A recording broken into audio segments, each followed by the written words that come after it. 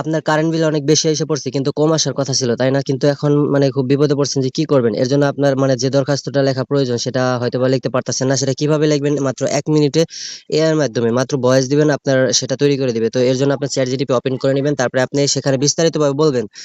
তো সবার আগে ভয়েস নামে একটা অপশন পাবেন, এই ভয়েসের উপরে আপনি ক্লিক করবেন, ভয়েস তারপরে শুরু হয়ে যাবে, স্টার্ট হয়ে যাবে। তারপরে ভয়েস করবেন যে আমার এরকম এরকম সমস্যা, আমার একটা আবেদনপত্র লিখে দাও। আপনার নাম ঠিকানা পরে লিখে নিবেন আর কি।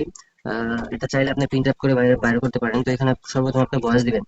তো ভয়েসে আমি বলবো যে আমার এই মাসে কারেন্ট বিল অনেক বেশি আসছে, তো আমি এখন কারেন্ট বিল কিভাবে মানে একটা আবেদন লিখতে হবে, এই আবেদনটা তুমি আমাকে লিখে দাও এবং বিস্তারিত ভাবে কিভাবে আমি তো জানি না, ওরকম ভাবে তুমি বুঝিয়ে লিখে দাও, যেটা আমি জমা দিব ওখানে।